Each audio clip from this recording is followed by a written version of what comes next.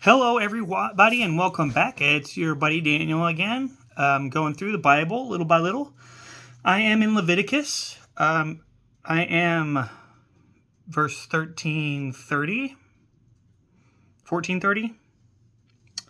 Yeah, I believe that's it. Anyway, so what I'm doing is just going through and looking at everything, and as things come up, I'll talk about them.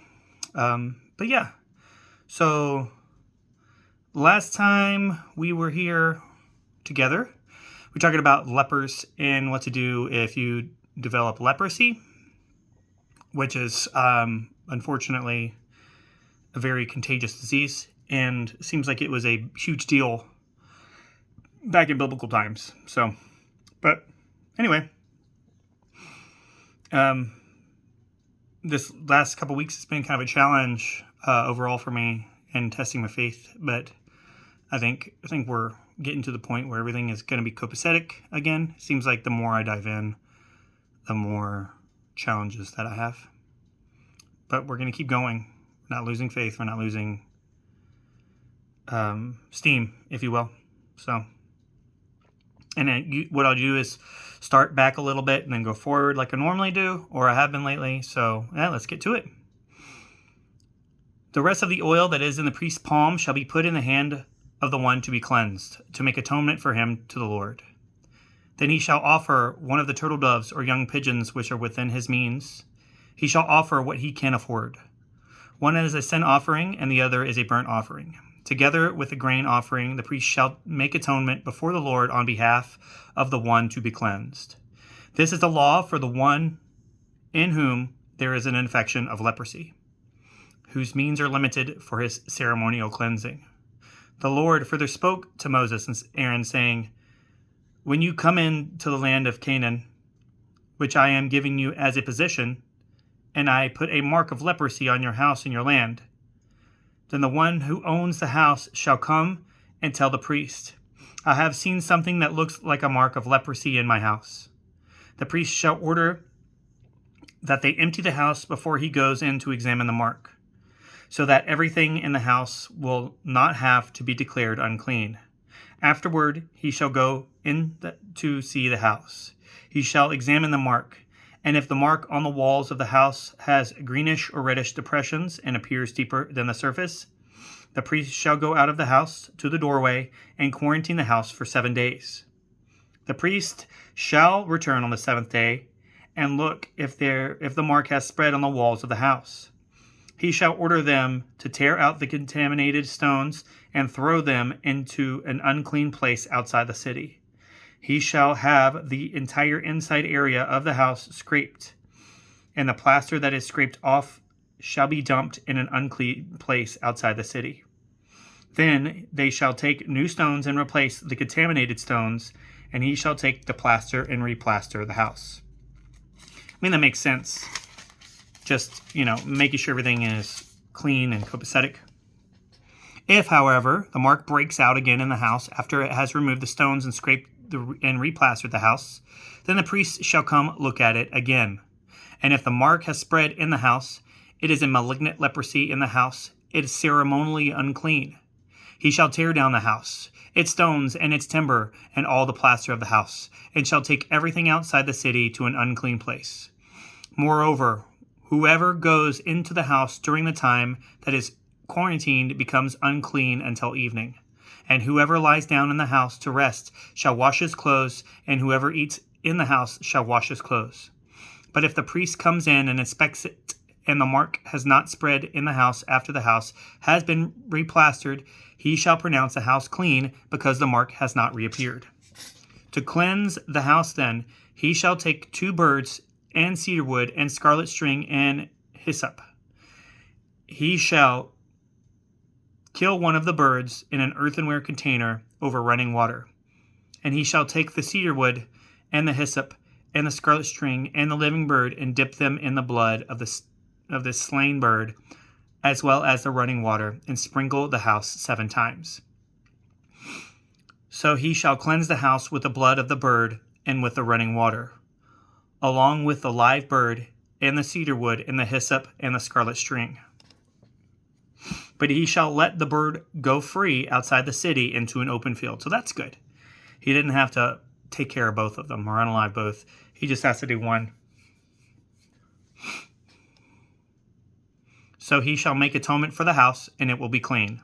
This is the law for any mark of leprosy, even for a scale, and for the leprous garment or the house, and for a swelling, and for a scab, and for a bright spot on the skin, to teach when they are unclean and when they are clean.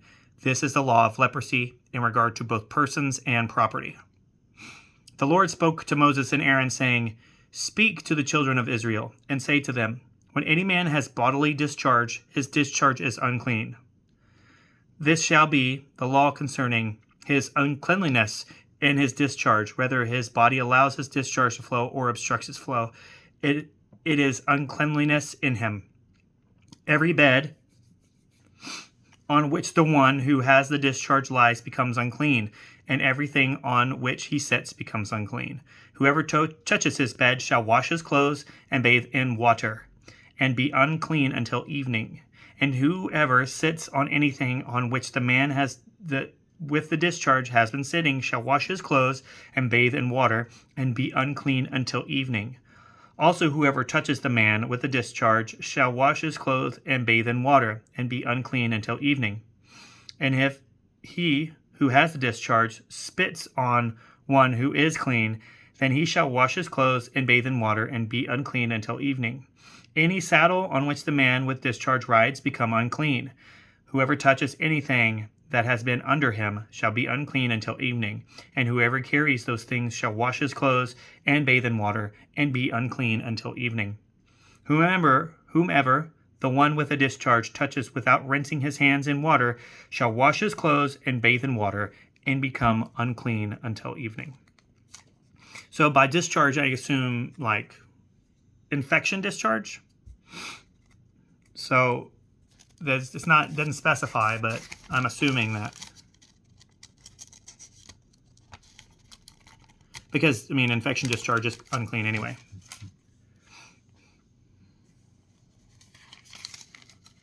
Let's see.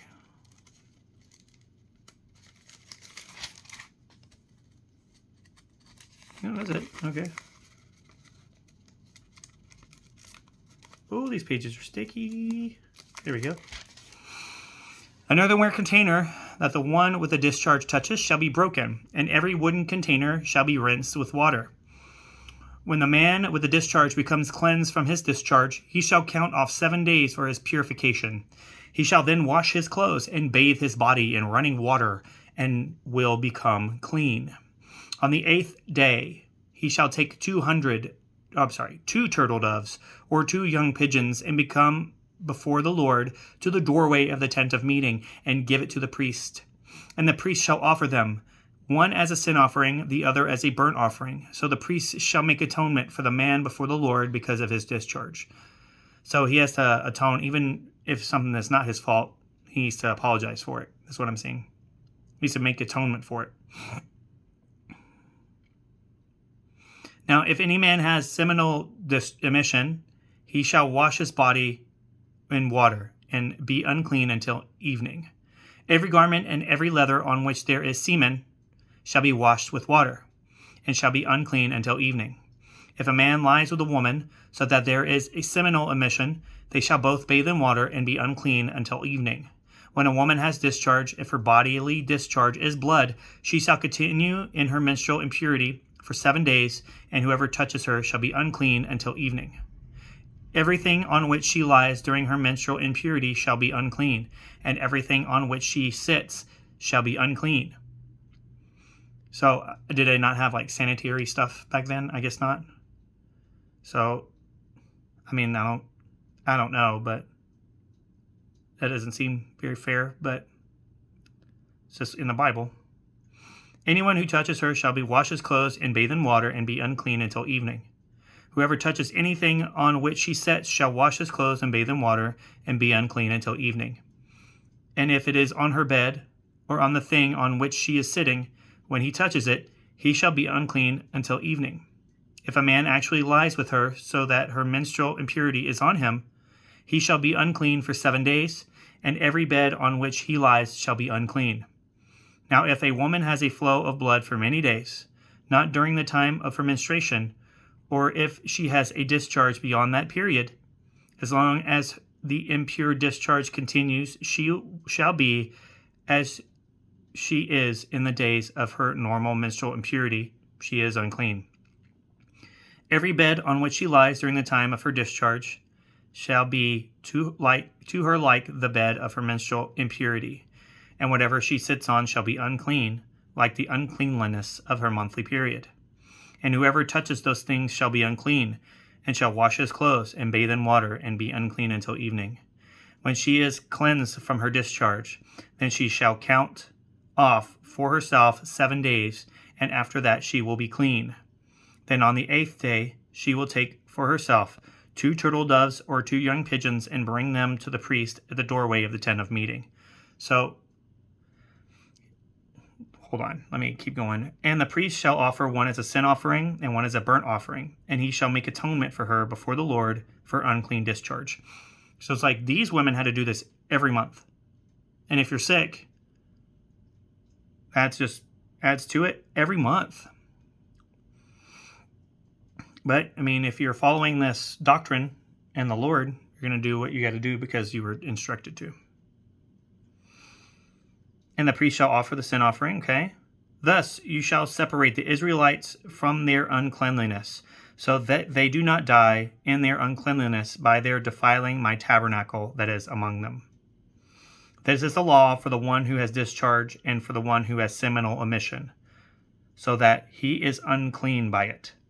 And for the woman who is ill because of her monthly period, and for those who has a discharge, whether a man or a woman, or for a man who lies with a woman who is ceremonially unclean. Then the Lord spoke to Moses after the death of the 2 sons of Aaron who had died when they irreverently approached the presence of the Lord. The Lord said to Moses, "Tell Aaron your brother that he must not enter at any time into the holy place inside the veil, before the mercy seat which is on the ark, or he will die. For I will appear in the cloud over the mercy seat. Aaron as high priest shall enter the holy place in this way,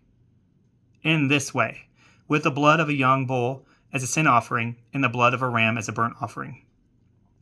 He shall put on the holy linen tunic, and the linen undergarments shall be next to his body. And he shall be belted with a linen sash, and dressed with the linen turban. These are the holy garments. He shall bathe his body in water and put them on. He shall take from the congregation of the Israelites at their expense 2 male goats as sin offerings, and 1 ram as a burnt offering. Then Aaron shall present the bull as a sin offering for himself, and make atonement for himself and for his house. He shall take the 2 goats and present them before the Lord at the doorway of the tent of meeting. Aaron shall cast lots for the 2 goats, 1 lot for the Lord, and the other lot for the scapegoat. Then Aaron shall bring the goat on which the Lord's lot fell and offer it as a sin offering. But the goat on which the lot fell for the scapegoat shall be presented alive before the Lord to make atonement on it. It shall be sent into the wilderness as a scapegoat. Aaron shall present the bull as a sin offering for himself, and to make atonement for himself and for his household, the other priests. And he shall kill the bull as a sin offering for himself. He shall take a censer full of burning coals from the bronze altar before the Lord, and 2 handfuls of finely ground sweet incense, and bring it inside the veil into the most holy place, and put the incense on the fire in the censer before the Lord, so that the cloud of the incense may cover the mercy seat that is on the ark of the testimony. Otherwise, he will die. So I'm guessing that it's because the Lord God is so, you can't comprehend what he looks like. You need to cover it so he can come there, so you don't die when he comes there. That's what I'm guessing. He shall take some of the bull's blood and sprinkle it with his finger on the east side of the mercy seat. Also in front of the mercy seat, he shall sprinkle some of the blood with his finger 7 times. Then he shall kill the goat of the sin offering that is for the sins of the people, and bring its blood within the veil into the most holy place. And do with this blood as he did with the blood of the bull, and sprinkle it on the mercy seat and in front of the mercy seat. So he shall make atonement for the holy place, the Holy of Holies, because of the uncleanliness and the transgressions of the Israelites. For all their sins, he shall also do this for the tent of meeting, which is among them in the midst of the uncleanliness. There shall be no person in the tent of meeting when the high priest goes in to make the atonement in the holy place, until he comes out, so that he may make atonement for himself and for his household and for all the congregation of Israel. Then he shall go out of the altar of burnt offering in the court, which is before the Lord, and make atonement for it, and shall take some of the blood of the bull and of the goat, and put it on the horns of the altar on all sides. With his finger he shall sprinkle some of the blood on the altar of burnt offering 7 times, and cleanse it, and consecrate it from the uncleanliness of the Israelites. When he has finished atoning for the holy place and the tent of meeting and the altar, he shall present the live goat. Then Aaron shall lay both his hands on the head of the live goat, and confess over all the wickedness